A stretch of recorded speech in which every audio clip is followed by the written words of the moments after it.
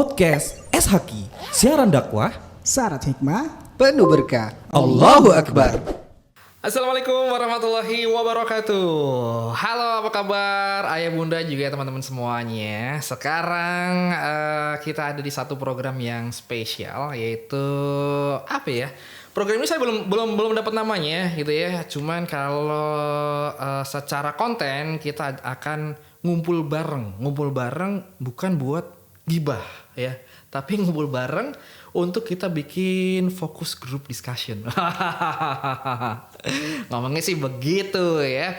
Tapi insya Allah nanti setelah kita punya satu format nama ya, kita nanti akan menyesuaikan obrolan-obrolan kita untuk ayah bunda sekaligus juga untuk teman-teman semuanya yang pengen mendapatkan banyak ilmu. Karena kita juga insya Allah akan hadirkan di studio kita para narasumber-narasumber, guru-guru yang tentunya akan membuat ilmu kita semakin bertambah. Dan mungkin bisa dibilang ilmu ini lebih terfokus kepada bagaimana pola asuh terhadap keluarga dan putra-putri kita ya. Oke, alhamdulillah bersama saya Sabil Zaidan. Saya bukan siapa-siapa, saya hanya tukang ngoceh ya. Saya hanya seorang ayah dari 3 anak yang insya Allah menemukan kembali jalannya Allah yang sudah lama banget hilang. Alhamdulillah di beberapa kesempatan, di beberapa tahun belakangan ini saya ketemu lagi. Dan ternyata nikmat gitu ya, lebih nikmat dari sebelum-sebelumnya. Karena sebelum-sebelumnya jalan Allah ini saya merasa melupakannya ya, melalaikannya. Nah ini mungkin juga satu ilmu buat teman-teman ayah bunda yang baru saja dipersatukan oleh Allah dengan cintanya gitu ya. Saatnya membentengi keluarga kita ini dengan ilmu ya. Kalau kita sebagai umat muslim ya, ilmu dari Quran, ilmu dari hadis, kemudian juga kita banyak melihat bagaimana guru-guru kita, banyak sekali ustadz, banyak sekali ulama, kiai gitu ya, yang kita harus punya dan memegang beliau ini supaya kita tahu nih arah tujuan hidup kita kedepannya akan seperti apa. Karena perjalanan itu harus ada akhirnya gitu ya. Dan saya alhamdulillah dipercaya juga oleh keluarga besar Akal Islamic Center untuk menjadi salah satu host atau juga moderator di program-program yang ada. Dan sekarang ini saya berada di Sekolah Hafiz Quran untuk juga mengajak ayah, bunda, kemudian juga teman-teman yang kedepannya akan memberikan sebuah didikan untuk membangun peradaban Islam melalui putra-putri ini lebih terarah lagi ya. Dan insya Allah juga kita akan banyak hadirkan konten-konten yang bermanfaat untuk kita bisa belajar bersama ya. Oke, alhamdulillah kita diberikan oleh Allah Subhanahu Wa Taala kenikmatan untuk kita bisa berkumpul kembali sehat, kemudian iman Islam, dan tentunya di tengah ujian pandemi ini kita juga masih bisa merasakan oksigen, merasakan udara, dan juga bisa bernafas dengan leluasa ya. Terus kemudian juga untuk yang sekarang mungkin qadarullah lagi sakit, nggak enak badan, semoga Allah sembuhkan ya. Tentunya juga salawat kita panjatkan kepada baginda Rasulullah SAW. Insya Allah dengan syafaatnya akan mengumpulkan kita kembali bersama-sama kelak di surganya Allah ya. Oke, alhamdulillah kita hari ini akan punya satu tema gitu ya. Meskipun hari ini kita belum menghadirkan satu ulama, satu guru atau satu narasumber, tapi saya hadirkan satu buah materi ya, satu buah materi yang ini datangnya juga adalah dari salah satu sahabat, salah satu abang ideologi saya. Beliau ini adalah Abang Erwin Raja atau Ayah Kembar ya. Nah, mohon izin ya Bang Erwin ya. Saya baca ini postingan beliau di Instagram belum lama ini tentang sebuah dampak kepada anak. Nah, ini dampak apa gitu ya? Dampak dari marah kepada anak. Oke, Masya Allah ya. Karena kalau kita tahu juga ternyata sekarang ini lagi tren isu tentang marah-marah ya. Kalau kemarin kita disajikan dengan marah-marahnya seorang tokoh publik gitu kan kepada bawahannya, banyak sekali ternyata memancing reaksi dari netizen Indonesia.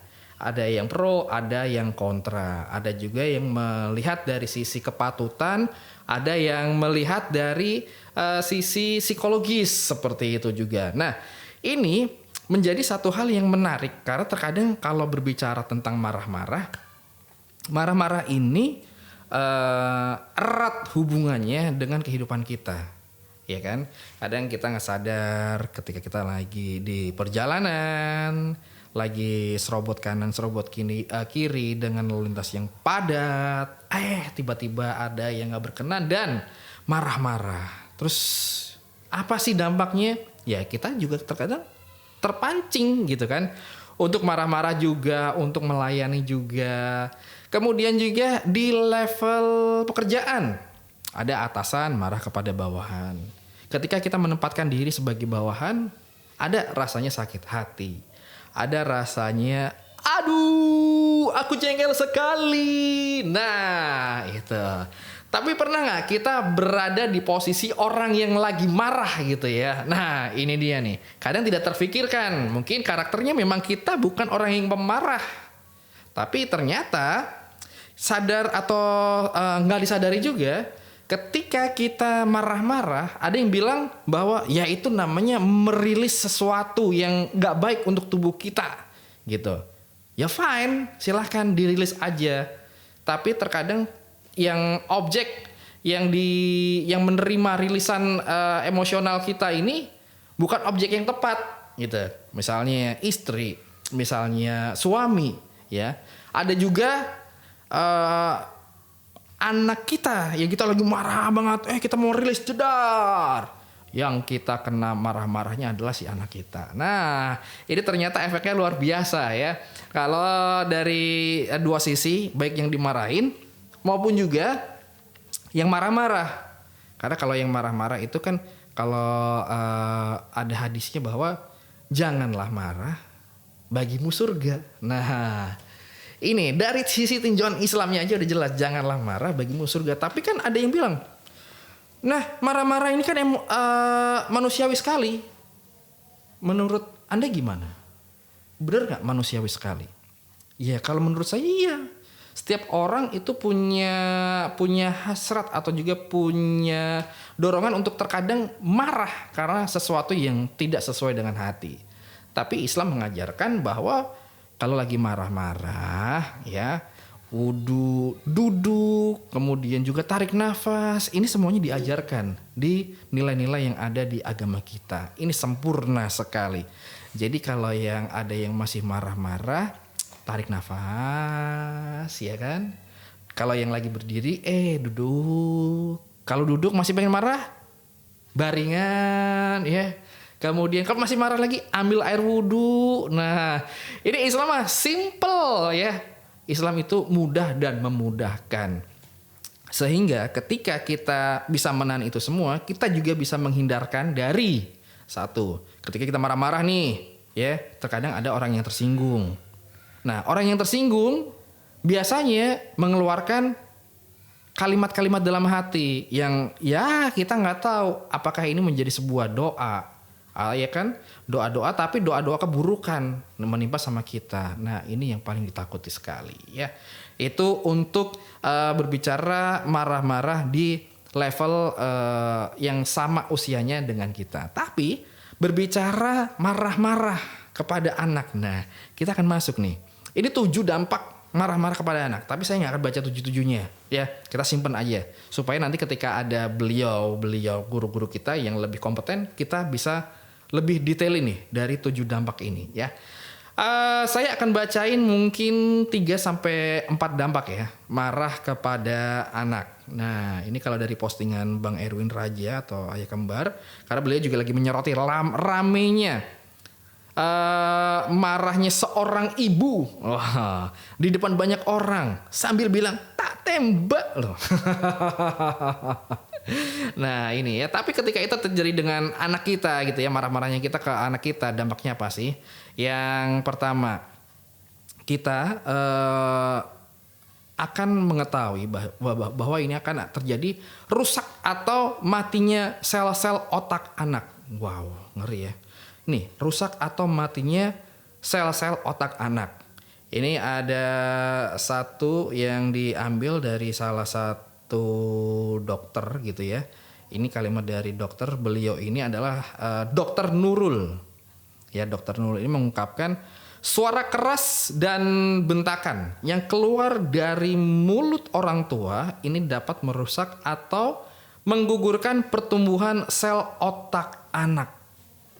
Wow, lumayan ngeri ya. Jadi kalau kita ngebentak anak nih, "Hey, diam!"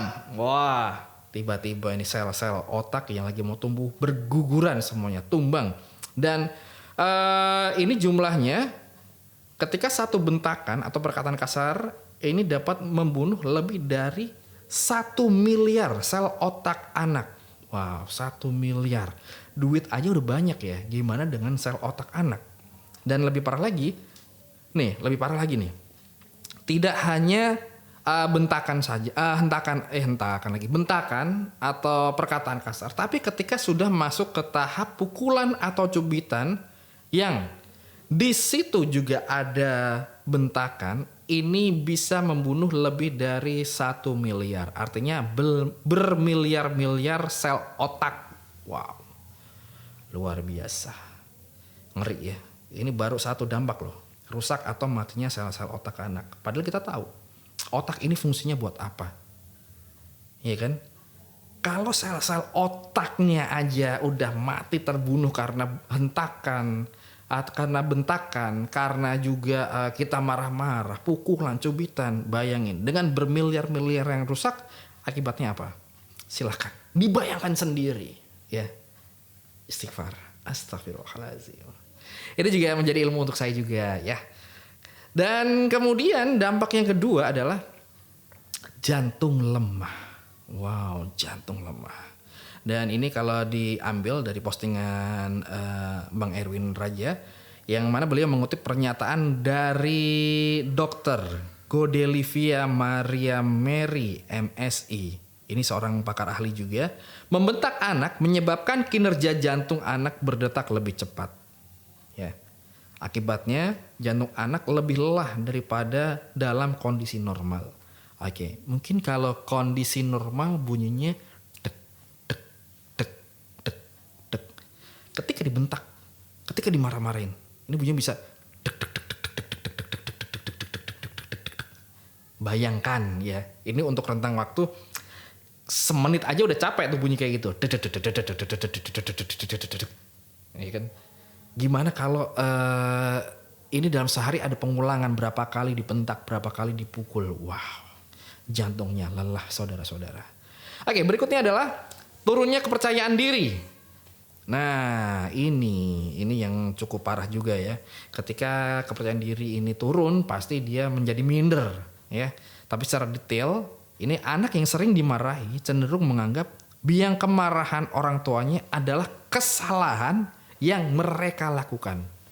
Oke, jadi ada kondisi anak juga merasa, wah orang tua saya marah-marah nih. Ini pasti salah saya nih. Wah, dia udah tahu nih ini salah dia gitu kan. Tapi semakin sering dimarahi, mereka semakin yakin bahwa semua tindakan atau perbuatannya keliru. Oh, jadi akumulasi ya. Awalnya dia merasa dia yang salah. Marah yang kedua, dia ngerasa dia yang salah lagi. Marah ketiga, dia ngerasa dia salah lagi. Akhirnya ini terus sampai akhirnya dia merasa bahwa kayaknya gue nggak pernah bener ya. Apa yang gue lakuin salah, apa yang gue lakuin jadi biang marah-marah. Nah, akhirnya si anak menjadi tidak percaya diri. Akhirnya anak menjadi merasa, ayah, gue mah payah. Pokoknya apa yang gue lakuin salah gitu ya. Dan akhirnya mereka jadi tidak punya rasa percaya diri untuk melakukan tindakan atau berinisiatif yang positif gitu ya. Jadi mereka ya udah, mending gue diem aja deh. Gue nunggu diperintah, gue nunggu disuruh. Nah, ini menjadikan anak-anak juga merasa takut secara mental dan mereka akhirnya nggak berani untuk menunjukkan kelebihan atau kekurangan dirinya. Oke. Ria, baru 3 nih. Kayaknya cuma 3 aja dulu deh. Ya, nanti yang 4 lagi kita bahas bersama pakar. Karena mungkin lebih dari 7 bisa jadi ketika beliau yang lebih expert akan menjelaskan. betapa bahayanya dampak-dampak atau juga akibat marah kepada anak, ya kan?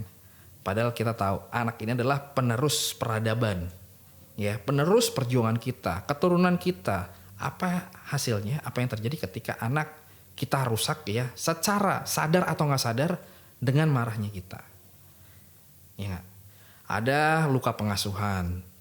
Kemudian luka pengasuhan tidak berhenti ke anaknya saja. Tapi nanti dari luka pengasuhan ini dari si anak akan turun lagi nih, menjadi turun.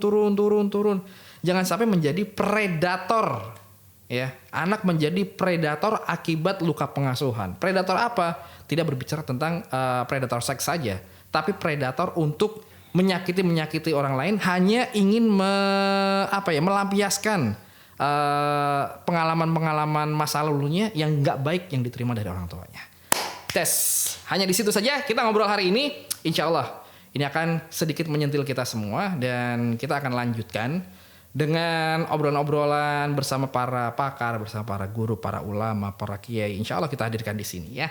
Jadi, supaya kita bisa selalu hadir untuk menemani ayah bunda dan juga teman-teman semuanya, silahkan di channel YouTube kita di like, kemudian di subscribe, kemudian kasih komentar positif, silahkan. Ya, kemudian juga bisa diinformasikan kepada teman, sahabat, kerabat semuanya, supaya kita semakin bersemangat untuk menghasilkan atau meng-create konten-konten terbaik untuk kita belajar bersama-sama menjadi orang tua terbaik untuk putra-putri kita, membangun peradaban Islam. Ya, baiklah, waktu sebenarnya masih panjang, tapi cuma kita dibatasi dengan durasi, ya. Nanti kita sambunglah di waktu-waktu berikutnya, ya. Terima kasih buat ayah bunda yang sudah bergabung, untuk teman-teman semuanya, juga buat anak salih-salihah yang nggak sengaja ngeklik ke channel ini, ya. Insya Allah kita akan sama-sama membuat suasana keluarga kita semakin damai, semakin menyenangkan, dan sama-sama bertujuan berkumpul kembali di surganya Allah, ya. Dan akhirnya saya Sabil Zaidan, saya thank you buat semuanya. Jangan lupa juga tadi like, subscribe, kemudian juga share link YouTube kita ini. Ya, ketemu lagi di kesempatan berikutnya. Wabillahi taufiq wal hidayah. Wassalamualaikum warahmatullahi wabarakatuh. Podcast SHQ, siaran dakwah, Syarat hikmah, penuh berkah. Allahu Akbar.